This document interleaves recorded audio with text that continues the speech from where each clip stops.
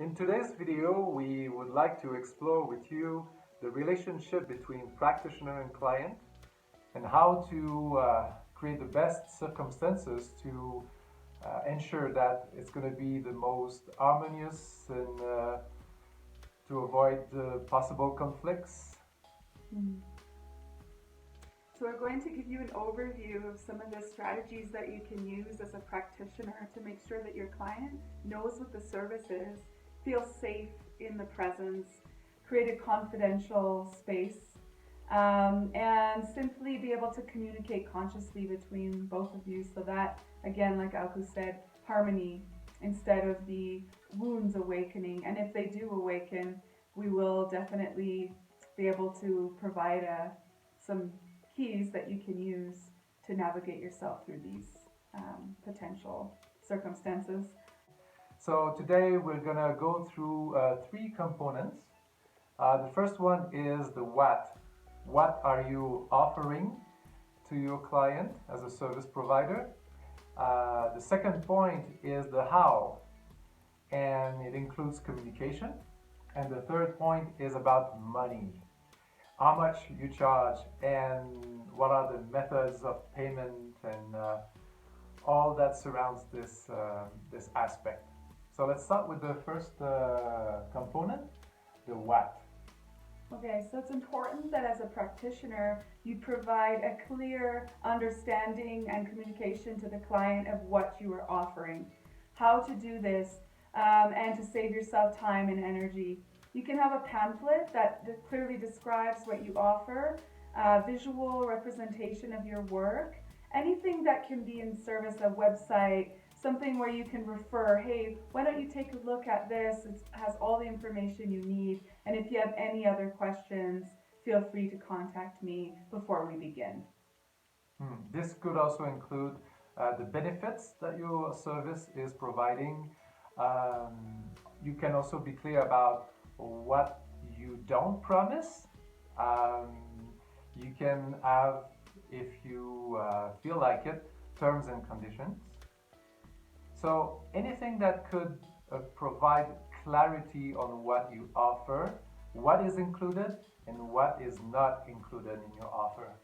If it's something related to health or body work or something that a client can get injured in the presence of your work, terms and conditions can be a really important thing to add, or even having a contract or anything that's written down, which can ensure that the person providing the service is aware that there is risks involved and that they're doing their best to make sure that the client will be safe. And it's an agreement that the client has to release any responsibility of injury at the exchange that's being made there. The idea is to avoid any surprise, anything unexpected, as much as possible. So having insurance is always good as a practitioner, so that you always have something to support you. Even like a middle person that can get involved, the insurance company in this case. So these are some health strategies that you can implement to your practice. We can now talk about the second point, which is the how. Like, first of all, how to communicate with your client, how your clients can communicate with you. So you can ask yourself, like, do you want your clients to communicate with you by phone, by messenger, WhatsApp, email, and then how many times? So be as clear as possible about communication so that you don't put yourself in a place where you feel the victim of your client because your client is overwhelming you with questions and communications at 11 p.m. or any time of the day.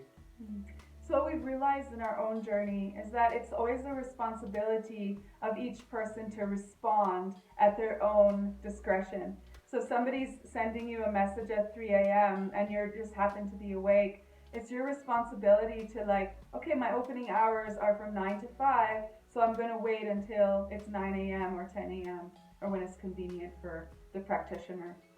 And what we realize is that anyone is free to do anything at their own rhythm, and it's really about the choice to respond.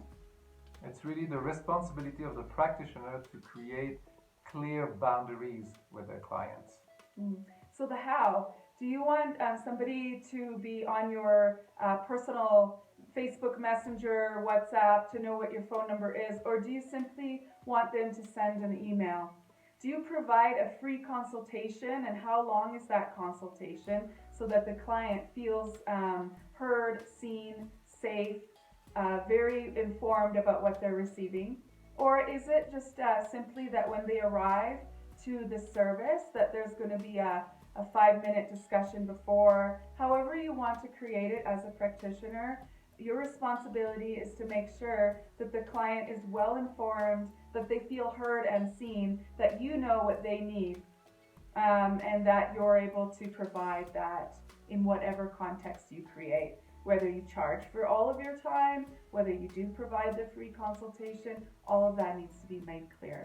When you do have your consultation, having all the information at hand, whether it's visual representations of your work, written, or simply a verbal exchange, depending on the service. It's very important. Yes. Make sure to have all of this written in advance. Like, what is the duration of a session? What is included? What is not included? What if the client arrives late at the appointment? What happens? What if you arrive late as a practitioner? Yes, exactly. You might give a service at the client's house, for example. So make sure that everything is clear, because we're talking about healing here. And when we don't have clear agreements between practitioner and client, we can for sure awaken emotional wounds, and sometimes we can make it worse when we don't know how to deal with these questions of when, how, what, and when everything is only said. Also, maybe you met someone on the street, or you talk to someone on the phone, and you say a lot of things about the procedures, but then nothing is written, and one of you might easily forget about these aspects, and then it can awaken wounds of insecurity, rejection, betrayal. So we just want to diminish the possibility of making things worse.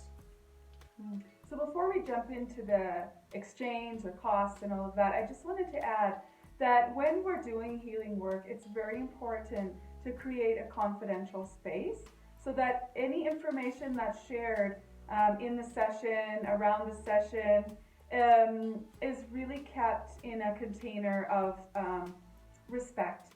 So the thing that must be avoided is to bring in vulnerabilities of the client and project those onto them when something goes wrong. This is just absolutely a make it or break it. If you're a practitioner that's going to use the vulnerability of the client against them, you can definitely guarantee they won't be back. Also, we want to add that it's very important for you as a practitioner to create clear boundaries so that you never feel like your clients are taking all of your energy and all of your time. And you might, if that's the case, you might judge your clients as bad clients, as needy clients. On our side, we don't believe that no one is needy. We all have needs, but when we judge someone as needy, it's most of the time it's because we didn't put clear boundaries. We didn't tell them like how they can communicate with us, how many times, what's included in the price, what's not included. So just make sure to avoid this territory of judging your clients. So now jumping into the third key is the cost. How to create a clear expression about what you feel is the cost of your service. Then it's up to the client to decide whether or not they can afford it, whether or not they want to hire you. So let's begin with how to give that information to your client. So it's important if it's by donation.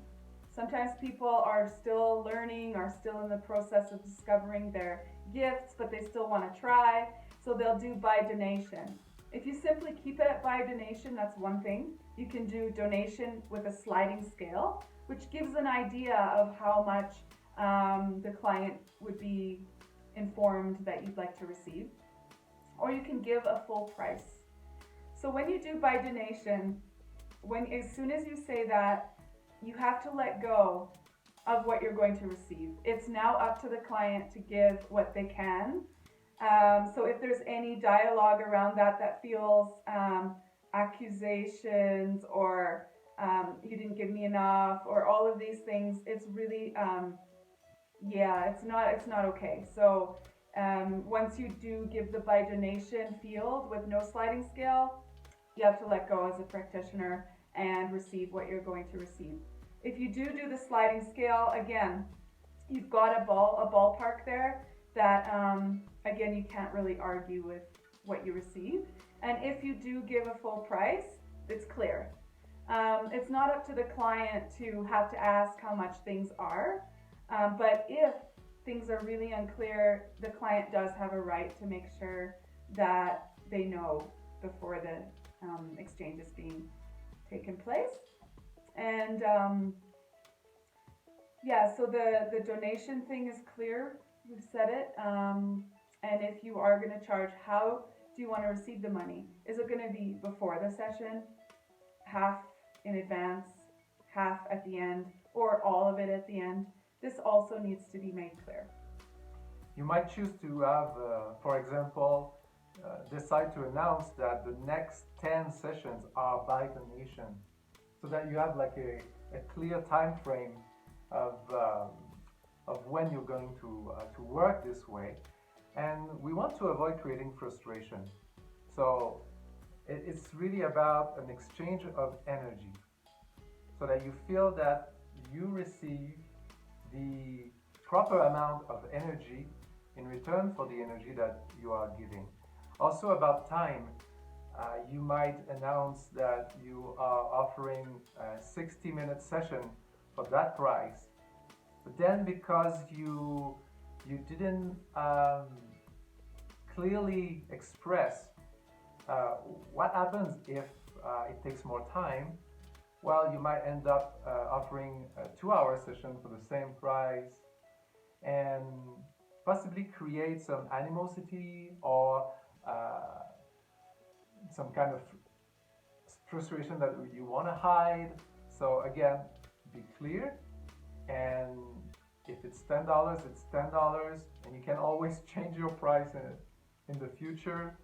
So we understand that sometimes we are shy, we don't know how much to charge. Well, you can take a look at other practitioners and how much they charge, and decide for yourself, like, okay, you can start with a certain price because it's the beginning of your practice, but you can always change it. Just make sure that it's clear, and that when you offer by donation, well, you're giving your power away.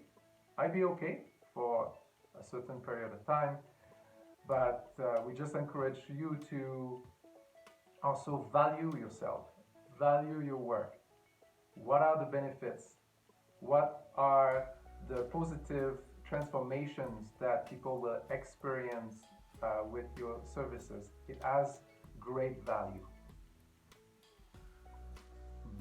So the more clear you are with yourself, the more you can respect yourself, the more you'll be able to be clear with your clients. One thing that just came through and that I would like to add to this, be very careful that you don't sabotage this new relationship with your clients by talking about previous things that went wrong in your practice with other people. For example, if you feel like you didn't charge enough at one point in your career, don't let the new client know that, because that's going to make that person probably feel uncomfortable, and it can really sabotage this new beginning and new relationship. So be very careful about what you bring into the conversation. So thank you so much for watching, and feel free to leave some comments for us, for other people who might also receive your insights.